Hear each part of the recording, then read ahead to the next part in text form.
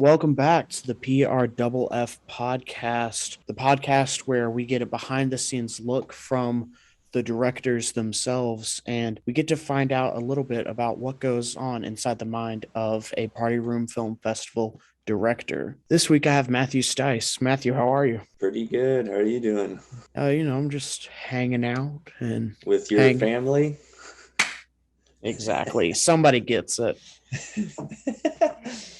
This year, your submission was a revival of a franchise. Yes. And I want to get to why you decided to do it this year. But for now, I want to know festival time comes around, the council releases the intro video, and you get the word unkempt, and you get, who is it, Josiah as your actor? Yes. Yeah. So, what were your initial reactions to that? So when I first heard unkempt, I was like, I'm gonna make my film work no matter what. Like, I don't care what the adjective is. Like, I'm gonna find a way to make it happen. But then I thought about it and I was like, you know what? This is the PRFF. Like, there's gonna be a lot of leeway with regard to the adjective. Like, there's a lot. If people challenged me on it, I could be like, oh well, the editing was unkempt, or the shots were unkempt. Like, I could weasel my way into making it count, which I think I did to an extent. Um, so like it was cool. But as far as like when I got assigned Josiah, it's funny because I had already contacted him prior to being assigned him to see if he wanted to be in my film, because I Mm-hmm. had a role for him. So when I got Josiah, I was like, all right, that's easy, perfect. I don't even have to do anything. He was already committed, so kind of All worked right. out. So what I'm hearing is that you had already written and decided on doing Thrice the Stice before festival time began. I had the idea probably all the way back in toward the end of 2020, like only a couple months or so after the first Party Room Film Festival, did I actually like I came up with the idea because I'd always thought if I had an idea for a sequel to Twice the Dice, I'd be willing to do it if it made sense to do it. And then there's not really generally going to be a context in which it makes sense to do a sequel. But Mm-hmm. then the PRFF became a thing, and I was like, oh, that's perfect. Obviously, that's what I'm going to do, of Yeah. course. Now you have the outlet for that creativity to make Exactly. this sequel. Exactly. That's excellent. So I like to ask people about the timeline of their film and of their process, because the ongoing joke is that people start writing their script a week before it's due. But you're Yeah. telling me that you started writing your script back in like January. So, well, I didn't really write the script per se. So like 2020, I had the initial idea. I kind of thought about it here or there. Like honestly, like I would just come up with ideas, and as I came up with them, I would just try to like jot them down or like incorporate them into the bubble, the cloud of ideas, so to speak. Like when I was doing mundane tasks, like I'd be doing chores or whatever. I'd be like just stuff that's like really monotonous, but I would think of ideas. I'd be like, what can I put in a film? So I would just silly stuff would just come to mind, like, oh, it'd be funny if this happened. And I would just, I'd make a note of that. But I didn't actually write the script until after the rules came out. Like I didn't want to, I didn't know how much I'd have to change it. So the Mm-hmm. script, I wrote that and completed, I think I completed that on June 5th. Okay. Um, which is about, because when does the video get released? June 1st, I guess. Oh, like the idea thing. Yeah. June 1st, like the beginning of June is when Okay. like the rule video came out. All right. So you're pretty quick to jump to the gun. How about how quick did you get to filming? Well, we principal photography commenced on June 5th and it wrapped on June 17th. So we didn't film. We filmed. I think it took like 4 or 5 shoot days to complete everything. Okay. Define principal photography for Sorry so, for the uninitiated. for for So for the ones who just learned Premiere Pro this yeah. year. What is yeah. So that's like so you have pre-production, which is when you're writing the script and you're planning everything out. And you're hiring the actors, you're getting locations and all that. You're doing all the preparation. That's pre-production. Yeah. Then principal photography, like that's production. That's like when you're actually like doing the film and you're doing the shooting and everything. So we Okay. started. The first shoot day was June 5th, and the last shoot day was June 17th. And then after that, of course, you got post-production, which is like editing. If you have to do like any dialogue replacement or sound effects like music, all that sort of thing. That'd be post production. Okay. Filming is done by June 17th, and then we Hmm. get to editing, which Yes. has always been the Matt Stice brand has always been how do I put this? The Matt Stice brand has always been heavy with the special effects. Would I be correct in saying that? Yes, you would be highly correct. Almost to a fault, because Oh, heavily. this is your second year where you want to put in so many effects that you turn it in late, right? I actually got it in on time the first year at the expense of not getting all the effects done, but it Mm, actually did make the deadline last year. It just wasn't a finished film. But okay. this year, I decided to prioritize trying to make it as complete as I could, and Hmm. I just like whatever the deadline, whatever. Like a lot of other people are turning it late anyway. Like, like I don't know. Well, I think what compounded that was the fact that I was out of the country, so I wanted to like go out and do touristy stuff rather than sit in a hotel room and work on a little phone film for like our little festival. Like Yeah. I felt like traveling the world kind of took precedence there. Oh, absolutely. This is a fun project to have on the side, but it shouldn't, take over your life the way my film did this summer. Yeah, I wasn't trying to come back from the trip and be like, oh well, I could have gone and done these touristy things, but I had to get my film done. So Yeah, I gotcha. I completely understand. All in all, would you say that you did end up submitting a finished film? two and like all it's kind of like twice the size in the sense that it's not like complete. There are missing effects here or there, but the core story and all the base editing is completed. Realistically, if I gave you an extra month on it, it still wouldn't be finished because you would try to squeeze in as much as No, yeah, possible. no, it's never finished. I mean, it's like the saying goes, it's like, content is never actually done. It's just whatever state it's in at the deadline. Hmm. But in a vacuum, like let's say that I were to actually complete everything, then I Hmm. mean, I would have much more advanced computer like effects on the computer screens. Like I go and do like sort of fancy computer hologram type things, and then I'd probably have like fancier set design and props and locations and stuff. Like if money wasn't a thing. Hmm. Are there any Easter eggs or fun facts or stories from behind the scenes?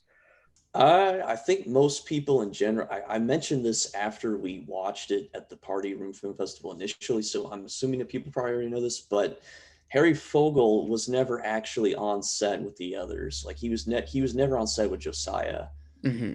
We actually filmed his scenes on a separate day, and we used like a green screen to help sell it. Like there's one specific shot where Harry and Josiah are on screen simultaneously, but that was with a green screen because we filmed Josiah's stuff. I think it was on a Sunday, and then Harry's was on Monday, and then my stuff was filmed separately as well. So it just movie magic to combine all of that to make it seem like we're all together.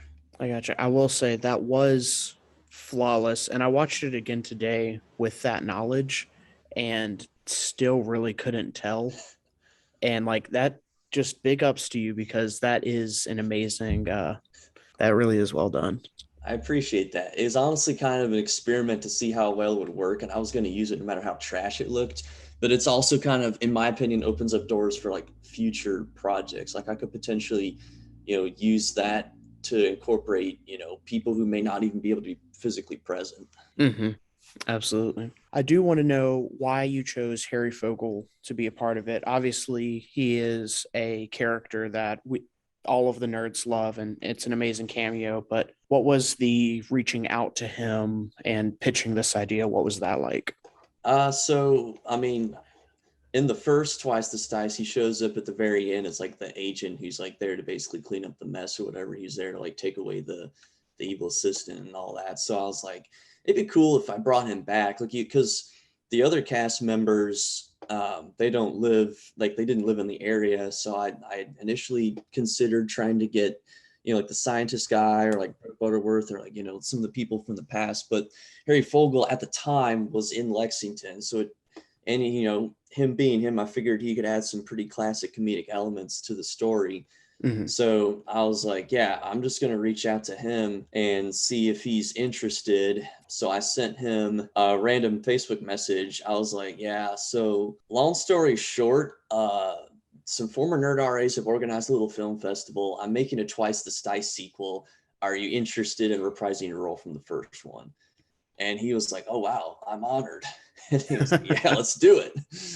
And then he had all sorts of like puns. He was like, what's the subtitle for A Few Stices More? Back in the Habit, Stice Squared. And I said, thrice the Stice. And he was like, fair enough. So, It was definitely whenever that door opens and we see Harry Fogel, it was definitely a big pop of the night. yeah. Everybody was like, "Oh!" So that's Yep. awesome. Whenever the blue Stice meets up with evil Stice towards the end of the film, and Mm-hmm. we do the whole Star Wars bit, Yeah. the Star Wars reference, Yeah. evil Stice is drinking Starbucks. Is there a Yes. reason for this? Because we wanted him to have a random prop to hold. And my buddy Mark, who's he was the one who was like doing the camera work. He just had the drink and was like, "You could just hold this," and I was like, "Sure." So that's why I'm holding Starbucks.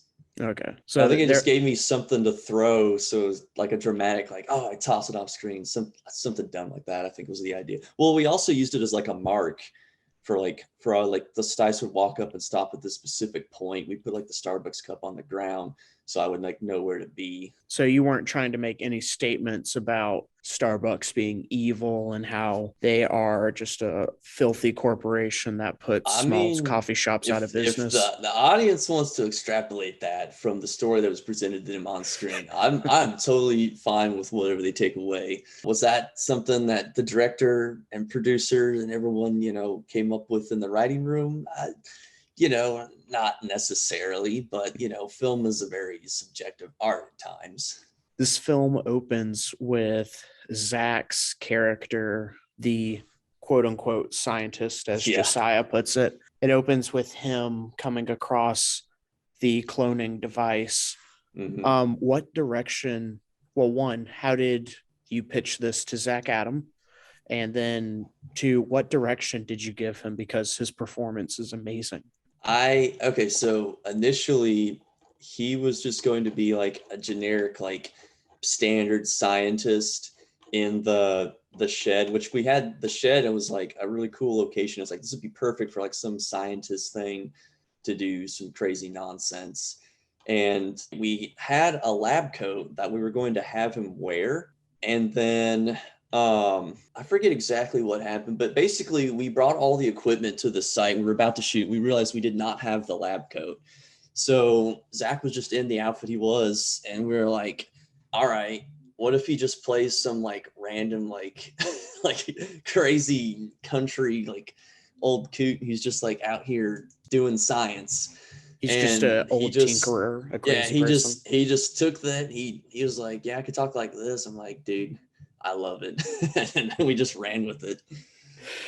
Zach's the best. Speaking of Mm-hmm. the location of the opening scene, the shed, one thing that really stands out to me between this film and last year's film, Mousetrap Killers, the dynamic lighting that you use. It is just so beautiful. I love the way that you light your scenes. Thanks, I appreciate it. I had Josiah helped me with the lighting for those who may be unfamiliar with the term. Gaffer is like the person who has to do with like setting up lights and stuff like that. And Mm-hmm. so Josiah would definitely we get some good credit there.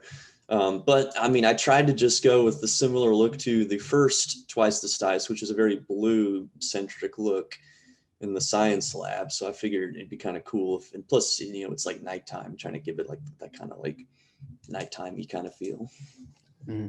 This is kind of out of order, but I remember you telling me that you wanted Evil Stice's capture or his loss, his defeat to be different. You didn't want to just do the Grand Theft Auto, busted.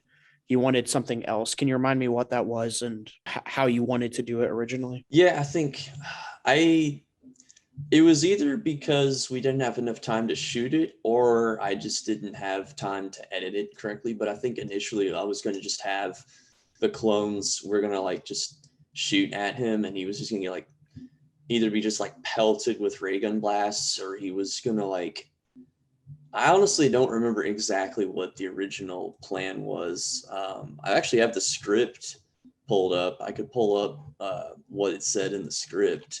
Yeah, go for it. Let's see. Oh, and it's actually not that interesting. It just says the camera pans over to reveal many, many Stice clones in formation on a hill. Evil Stice looks on in shock. He turns to run, but one of the Stices shoots him and he falls. Rookie comes up and grabs Evil Stice.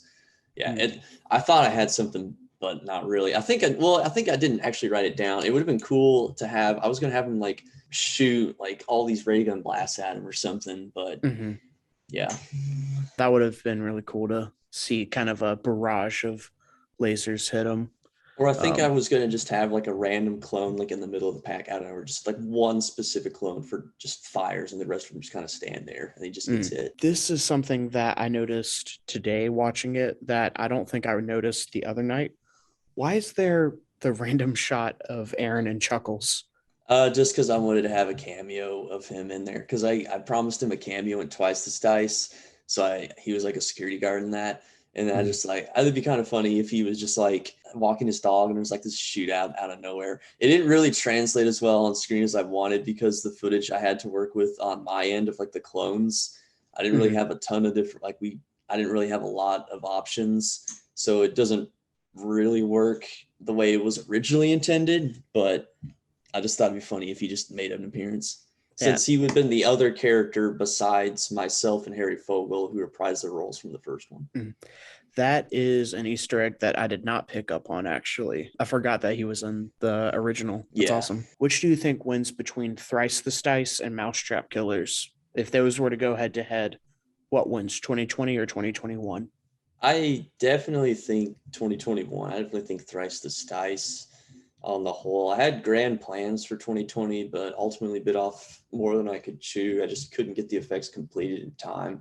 I think if the effects were all completed and it was like my original vision of like in my head what I wanted to do, I think it potentially could have. But again, Thrice the Dice is a sequel to a cult classic, so it's hard to top that, especially since this time I included other nerds and critical on-screen roles. I would agree with that. I think the nostalgia factor of it was perfect. And I think that just due to its more completeness, I think it also would win. I remember you announcing Thrice the Stice, and Aaron Winiarowski was the first one to point it out. He was like, wait, there's going to be a sequel? What? Yeah. And I remember saying, what does that mean? Because I was like, I don't like, I hadn't heard of Twice the Dice yet. And so I watched it and I was like, oh, interesting. Where do we go from there? I assumed that one of the remaining Stices was going to turn evil again, and then it would be thing. But no, you just brought evil one back. That's awesome. So where do you go from here? Do we continue down the blank the Stice franchise, or do you have any concepts that you're playing with for next year? I will say that I have a plan for the Stice franchise to continue at some point.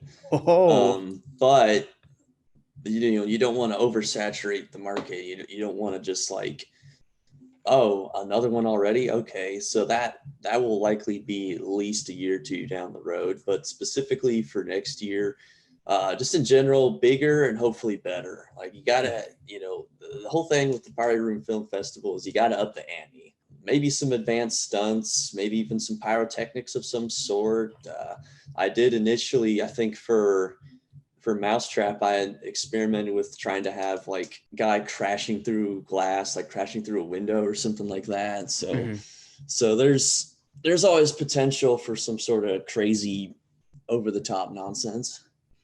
Now, I just want to point out that the protagonist for Sam Maddox's film Metal Weird Solid, he did do his own stunts. So if you are looking for a protagonist to do stunts, I hear that he would be up for it. That's all I'm saying. If you've got his agent's contact info, then I could have my people contact his people, and you never know. I mean, obviously, we don't know what's going to happen, but it's definitely good to know that there are people that are willing and able. Absolutely. No, that sounds like a lot of fun. Just, throw me off a building, set me on fire. Actually, that one's already happened. Don't do that again. Careful what you But wish for, though. yeah, no fire. But I'll run through some glass for you. That sounds like a good time. Sweet. Let's do it. What do you think is an algorithm or a perfect recipe for a PRFF submission? Well, Andrew commissioned me to do some statistical analysis of the previous PRFF voting data. He's looking for trends in award-winning material. I haven't done a ton of research in that. I've looked into it a little bit, but I'm not ready to publish my findings quite yet. But I do plan at some point, hopefully sooner rather than later, but we'll see what happens. I'm gonna post some like graphs and charts and stuff in the Party Room Festival chat once I decided to stop being lazy about it. But I think in general, though, taking a simple idea and really committing to it seems to be the best way to go. Like if you have one really good joke, especially a well-known inside joke, you can take it and run with it and the people will respond. Highlighting the one testicle joke in End of Yes. Bloodline. Yeah, that was the example I was potentially going to use, like, or just like with Andrew's film this year, You Are What You Eat, like just taking that, it's like it's such a simple concept and running with it. I am excited for the statistics if those ever do come out. I want to know, maybe you have this number already, who was in the most films this year? I would assume it's you, right? I don't know. I know I was in like 4 films, I think, but Zach was in a handful of films as well. Zach was in a lot. So was Paul. Yeah, he was in a few. I haven't tabulated that yet. That is one of the things I'm going to analyze. There's a number of things I plan on analyzing, having to do with various things. Like obviously there's voting data, but there's also stuff like average film length and like characters in film, total shots in said film, stuff like that. Yeah, no, I want it to be like a ESPN statistic video where you're just like in front of a green screen, like a weatherman, almost like breaking it down. Honestly, that's kind of what I'm thinking of possibly doing at some point is making like just a straight up video to show. The problem with all of that though is we've only had 2 festivals so far, so it's just not a large sample size. So like anything, like it's fun to pull numbers and everything, like it's fun to talk numbers, like I can talk those all day, but like it'll be interesting to see a few years from now if like early trends from a couple festivals hold true, or if like after a few years new developments come to light. I will say I had the same thought whenever Andrew like kept bringing up like, man, we need statistics. It's not like there has been enough to establish a trend. Right. I mean, I think we've got like, I believe 23 submissions, if I'm not mistaken. Yes. And we could potentially have 24 if Rotten Doppel becomes a thing. But the lost film. The lost film, yeah. Which I actually have seen some footage of that and it looked pretty awesome. I was there, I helped him shoot part of it, but I don't know if it'll ever. That's a hint, Cody. Get to work, man. We want to see it. Here's the thing. If he releases it next week and it is the most amazing thing ever, well, yeah, it's because he had like 6 extra months to work on it. It's like cinema level, like Spielbergian, just like the highest quality material. I'd be about though. I mean, it'd be fun. I mean, yeah, no, don't get me wrong. I think I would still enjoy it, but part of me would still be like, yeah, but I mean, this is nothing.